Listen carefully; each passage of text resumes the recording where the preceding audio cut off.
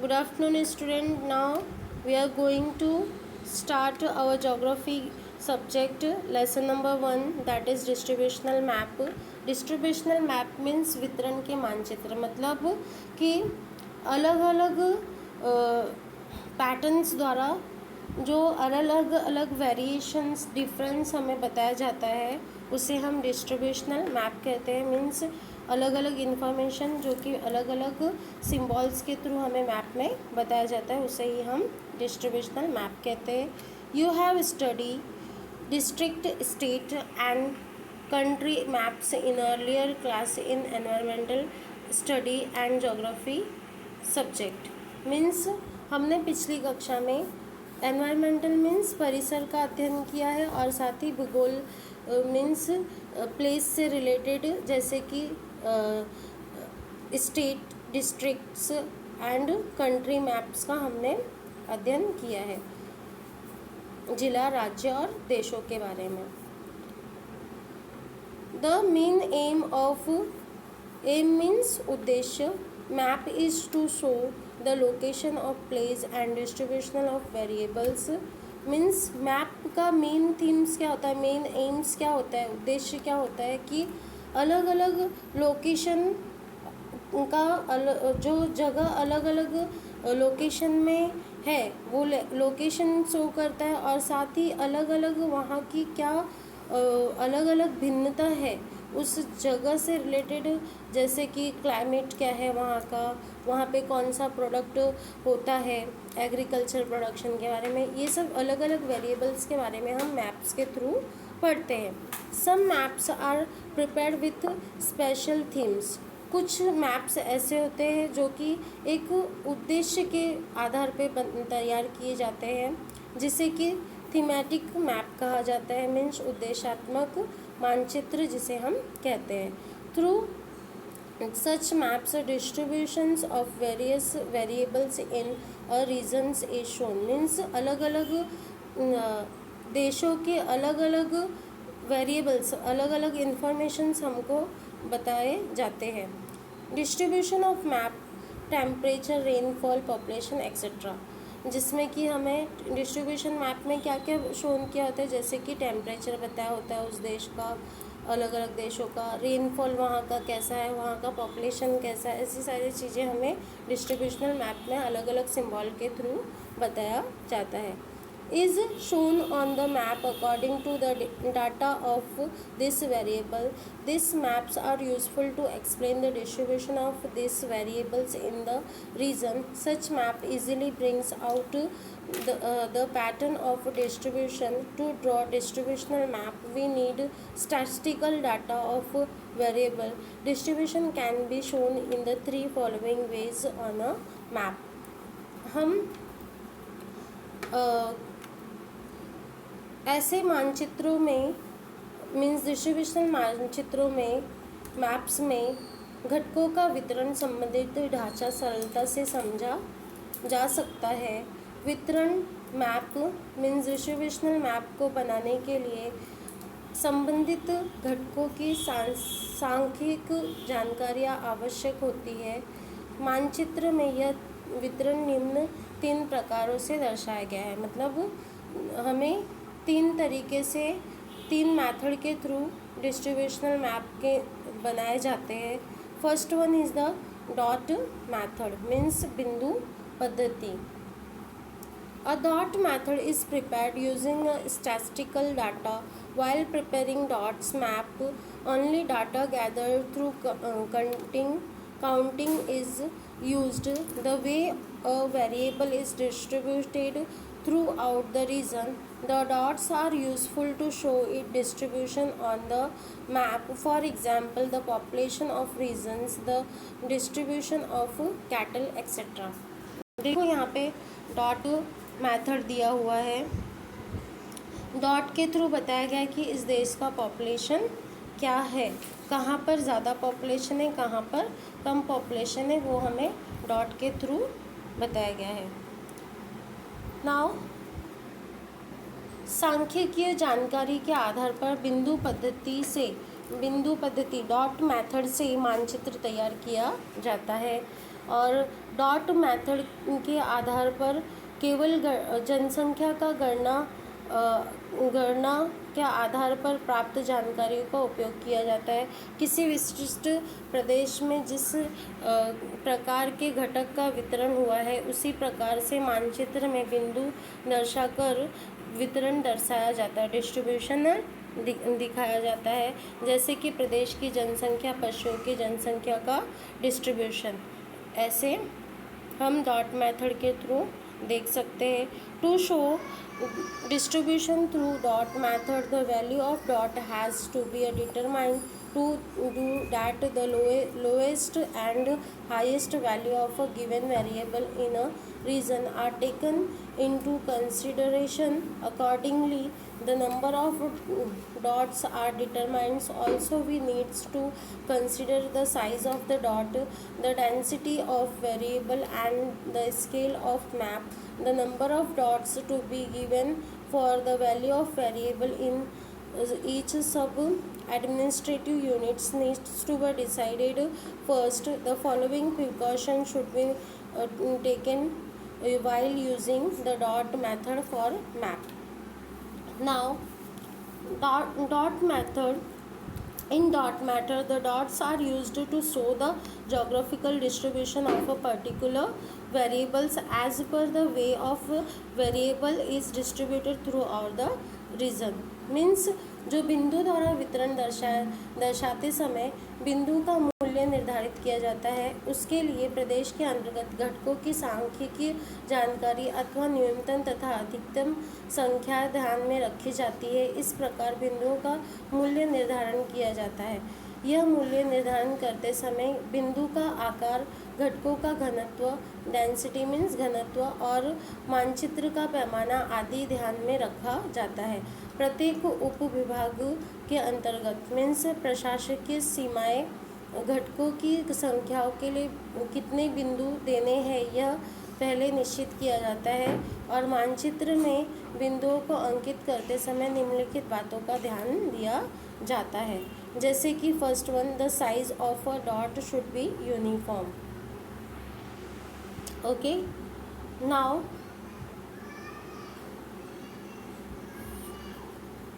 पहले तो डॉट्स के साइज़ देखे जाते हैं कि कितने साइज़ हमें देने हैं, एक जैसे देने हैं कि अलग अलग देने हैं, ये सारी बातें हम पहले देखते हैं।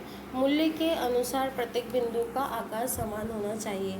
जो मीन्स अलग अलग हम कितने बिंदु देकर क्या दर्शाना चाहते हैं वो हमें पहले देखना चाहिए, और जो बिंदु बनाते हैं उसका जो शेप होता है, साइज़ होता है, वो सेम होना चाहिए, ना कि डिफरेंट। अगर हम छोटे बड़े बिंदु बनाने लगेंगे तो वो अलग अलग चीज़ें बताने लगेंगे, इसलिए जो साइज़ होती है बिंदु की वो सेम रखनी चाहिए। Now second point, the distribution of physiography, water sources, transport system etc. of a region should be considered while placing dots on a map. प्रदेश की प्राकृतिक रचना और जल स्रोत, यातायात प्रबंध आदि घटकों का वितरण ध्यान में रखते हुए उसके अनुसार ही बिंदु दिए जाने चाहिए। जैसे कि मैंने बोला, जो साइज़ होता है वो हमें अकॉर्डिंगली वेरिएशन के आधार पर रखना पड़ता है। क्या इन्फॉर्मेशन हम देना चाहते हैं वो हिसाब से हमें साइज़ को ध्यान में रखना पड़ता है डॉट मेथड में। While showing population distribution, rural population is shown by the dots and circles are used to show urban means जनसंख्या वितरण दर्शाते समय ग्रामीण जो जनसंख्या होती है उनको बिंदु द्वारा, और जो सिटीज़ में होते हैं means that is urban population को हम गोल कर कर उपयोग करते हैं कि जैसे अगर गांव है तो हम एक डॉट दे दिया, अगर सिटी है तो उसके उस डॉट के ऊपर और एक बड़ा गोल कर दिया तो हमें मालूम पड़ जाता है कि ये अर्बन पॉपुलेशन है और ये रूरल पॉपुलेशन, डिफरेंस दिखाई देता है। ठीक है, the dot method is most suitable for that variable which is freely scattered across the regions means जो घटक किसी प्रदेश में विपुल मात्रा में फैले हुए होते हैं, ऐसे घटकों के वितरण के लिए बिंदु पद्धति का अधिक उपयोग किया जाता है। Understood now what is dot method. Now make friends with maps. Figure 1.1 देखो।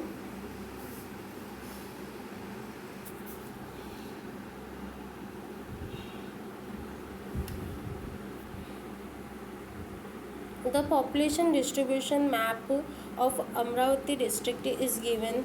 Answer the given questions by reading the distributional map shown by the dots. Means इस मैप्स अमरावती मैप्स दिए गए हैं और कुछ इस मैप के थ्रू हमें कुछ क्वेश्चंस नीचे पूछे हुए हैं, उस क्वेश्चंस के हमें आंसर्स देने हैं।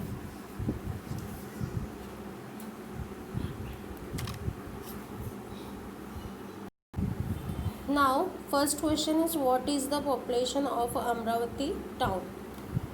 अमरावती टाउन का पॉपुलेशन कितना है? तो देखो अमरावती कहाँ है, अमरावती ये अमरावती है। नाउ अमरावती, यहाँ अमरावती है, ये अमरावती है और अमरावती का पॉपुलेशन क्या है टाउन का?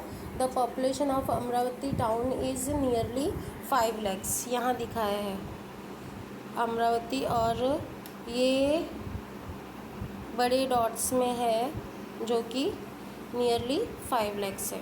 Now second point, second question, name the place having population of 1 lakh on the map. अब हम देखेंगे मैप में 1 lakh पॉपुलेशन कितना है, तो ये 1 lakh का सिंबल दिया है जो कि हमें बताया है the place having population of 1 lakh on the map is Achalpur. Where is Achalpur? This is the Achalpur. Now then after next question, what part of map shown spare distribution of population? The northern part of map shown spare distribution of population। Northern part बताया यहाँ पर, ये जो part है वो northern part है, अमरावती का northern part है। Now this is the dot method of Amravati which शोन्स the population of Amravati. Next is figure 1.1, that is the choropleth method maps। Choropleth maps means colour के थ्रू जो हमें बताया जाता है, जैसे ये देखा है यहाँ पर ये डार्क कलर में है, फिर उससे लाइट कलर है, फिर उससे भी लाइट कलर ये यहाँ पर है, तो ये सारे कलर के थ्रू हमें बताया है जिसे नाम दिया गया है क्लोरोप्लीथ method. In this map, the data regarding various geographical variables is shown by the shaded or tints of various colors. While making such maps, is data used for different variables is obtained through various processes such as measurement, surveying, etc.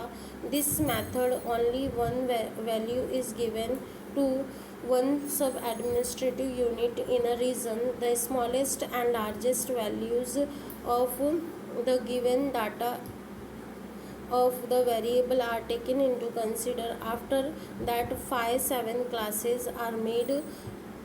Each class is assigned a tint of the same color or black and white paper. The shaded or patterns become darker with the increasing value of the given variable and are shown according to the maps is a given classification। Means क्षेत्र अध्ययन पद्धति क्लोरोप्लीथ method means हम जब कहीं ऐसे maps जो हमें किसी फील्ड के बारे में बताते हैं तो हम उसे क्लोरोप्लीथ मेथड के थ्रू हम बताते हैं। किसी जगह का अगर हमें सर्वे करना है तो वहाँ पर क्लोरोप्लीथ मेथड जो है वो यूज़ किया जाता है। नाउ सी इस मानचित्र में भौगोलिक घटकों की सांख्यिकीय जानकारी विभिन्न छाया अथवा रंग छटाओं द्वारा दर्शाया जाता है। ये मानचित्र तैयार करते समय घटकों का मापन, सर्वेक्षण आदि प्रक्रियाओं के द्वारा प्राप्त सांख्यिकीय जानकारी का उपयोग किया जाता है। इस प्रदेश के प्रत्येक उपविभागीय घटकों के लिए एक ही मूल्य दिया जाता है। प्रदेश के अंतर्गत क्षेत्रीय विभागों के घटकों का न्यूनतम एवं अधिकतम मूल्य ध्यान में रखा जाता है। इसके पश्चात साधारणतः 5 से 7 वर्गों में इसे विभाजित किया जाता है। प्रत्येक वर्गानुसार एक रंग छटा अथवा कृष्ण धवल, जिसे कि काला सफ़ेद कहा जाता है, उसे आकृतिबद्ध उपयोग में लाया जाता है। इसका उपयोग करते समय बढ़ते मूल्यानुसार रंग गहरे हो जाते हैं। अगर हमें किसी को डार्क से हम बता रहे हैं तो मतलब कि वो कहीं ना कहीं बढ़ता हुआ क्रम हमें दिखाई देता है, और इसके मूल्य वर्ग के अनुसार ही मानचित्र पर इसे हम दर्शाते हैं। Now this is the chlorophyll method, कि जैसे मैंने बताया कैसे डार्क दिखाया है। डार्क मतलब increasing things is there. Now symbols यहाँ पे बताया है कि किस तरीके से जो डार्क है वो 400 से कम है, फिर लाइट पार्ट है वो 300 से 400 तक है, फिर 200 से 300 तक है, 100 से 200 तक है, और ये जो वाइट पार्ट है वो 100 से भी कम हमें डेंसिटी ऑफ द पॉपुलेशन बताता है। ये सिम्बॉल्स यहाँ पर बताए गए हैं। नाउ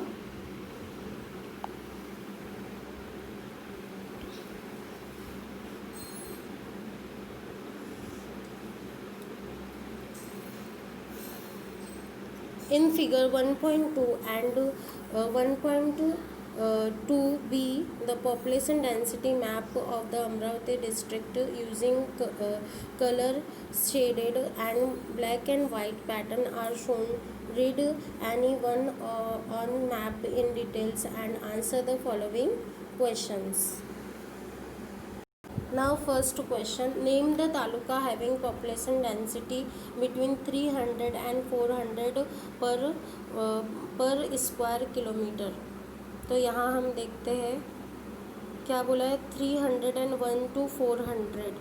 तो ये 300, ये जो है ये 300 से 400 का कलर किया हुआ पार्ट है। तो वो उस जगह हमें जाना है और देखना है ये कहाँ पर है।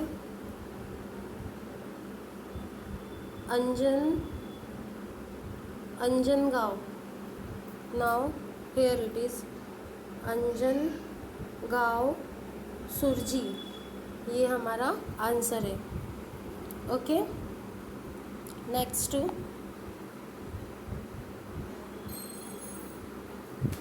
What is the density of Amravati taluka. देखते हैं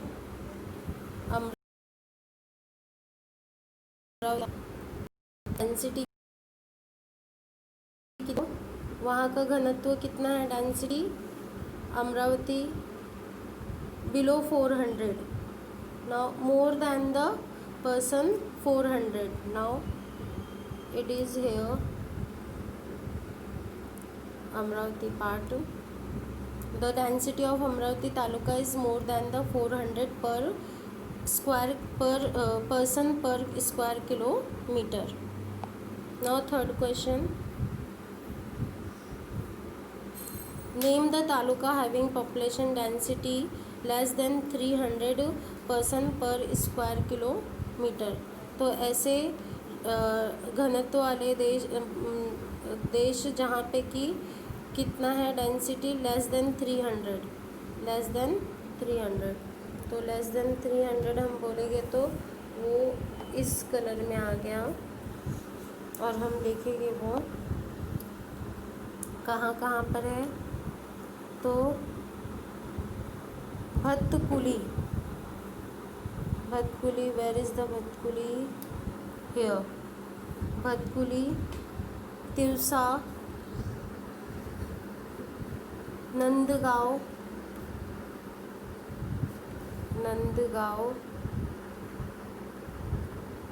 चंददुर्ग, railway here, and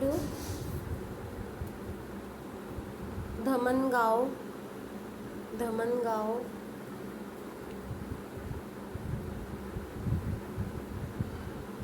and here Chikandara and Deripur here, Chandradurg Bazar here, and Morshi and Varad and Dharni. Okay.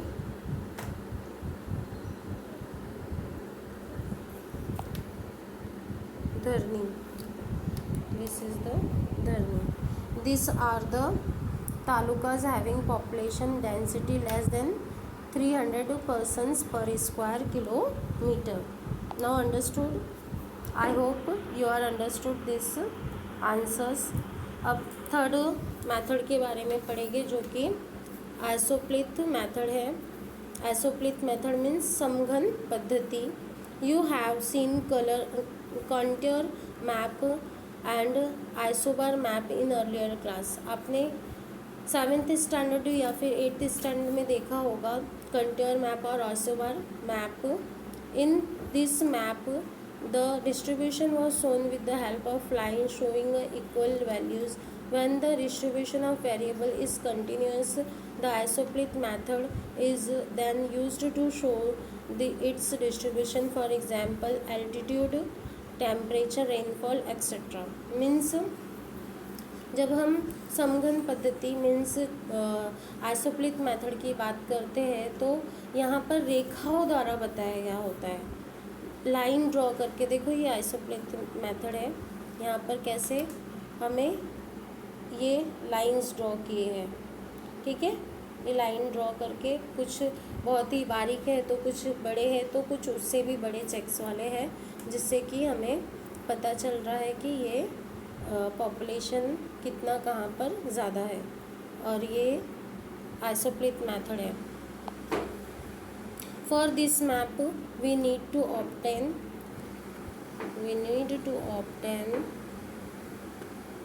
the accurate data regarding the altitude, temperature, rainfall, etc.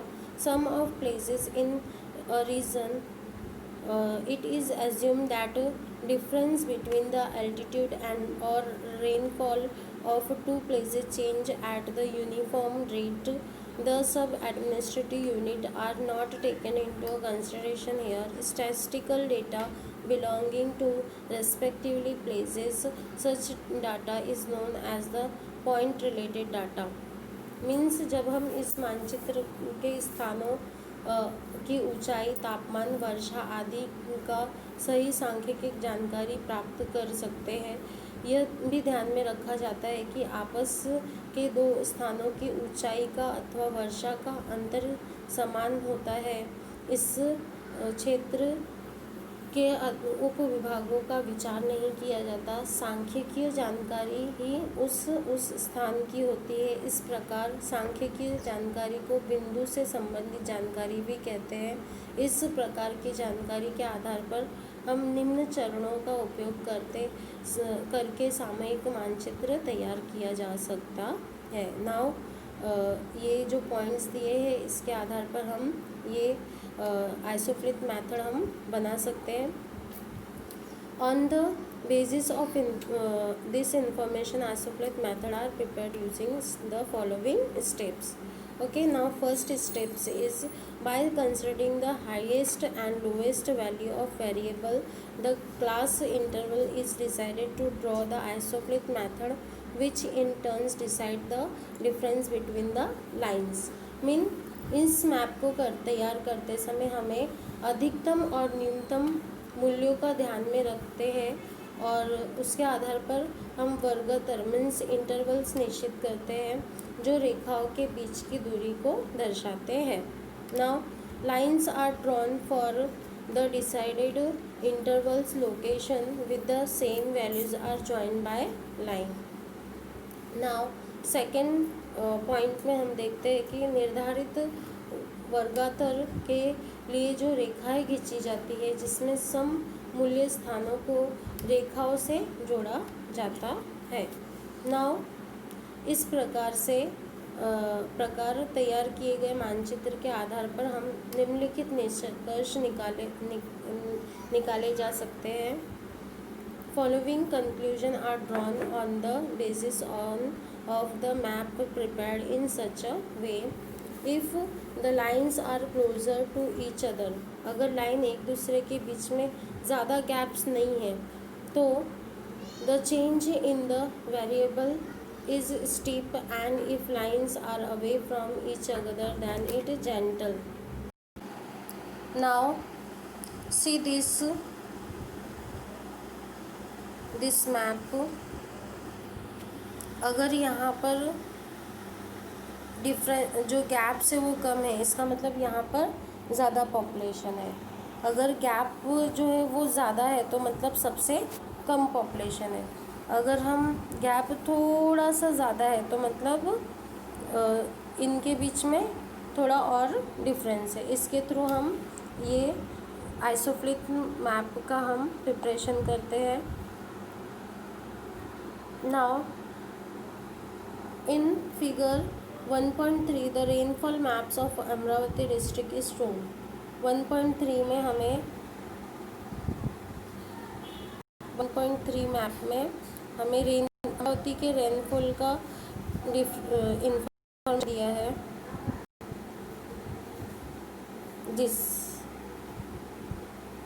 This map shows the Amravati rainfalls. Now Amravati district rainfalls.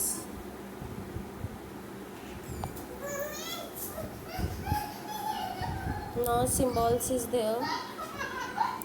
Annual rainfalls ये यहाँ पे बताया है। Dark है तो ज़्यादा है, और जैसे जैसे डार्क कम होते गया वैसे वैसे जो है रेनफॉल्स भी, average of the rainfalls also decreasing.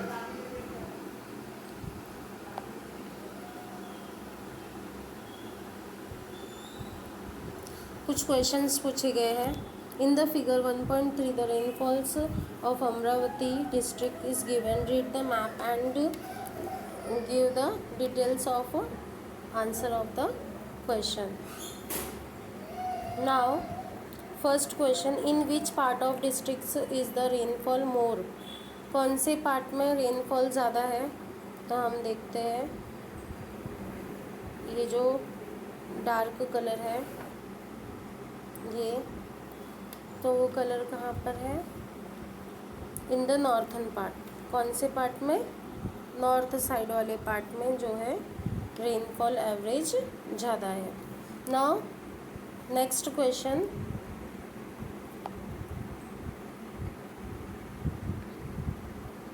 In which direction is rainfall decreasing. कौन से डायरेक्शन में रेनफॉल डिक्रीज हो रहा है? तो हम देखते हैं मैप में साउथन पार्ट में। कौन से पार्ट में? Southern part. Now this is the southern part where the rainfall is decreasing. Now next question, which is lowest value of rainfall in the district? तो कौन से the lowest value of the rainfall in the district is less than 800 mm, means millimeter, 800 millimeter. Now make friends with map. यहाँ पे 1.4 और 1.5 का map दिया है और कुछ क्वेश्चन के आंसर्स पूछे जो कि आप लोगों को अब खुद से उसके आंसर फाइंड आउट करने हैं मैप रीडिंग करके, और ये अपने नोटबुक में भी इसके answers note down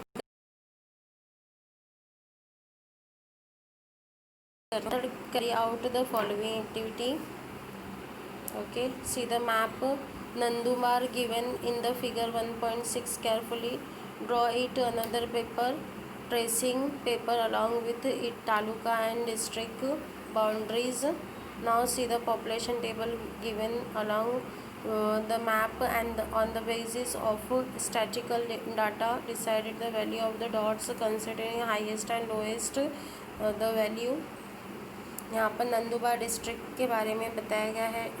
Nandurbar district यहाँ पर मैप प्रिपेयर किया गया है इस, और उसके ही आधार पर वहाँ का ये पॉपुलेशन बताया है कैलकुलेट करके। या आपको रीडिंग करना है और समझना है कि इस के थ्रू क्या क्या हमें इंफॉर्मेशन मिल रही है, अलग अलग वेरिएबल्स क्या है, ये तुम्हें समझना है। Now we finish this chapter. Bye bye. Take care. Safe at home. Bye.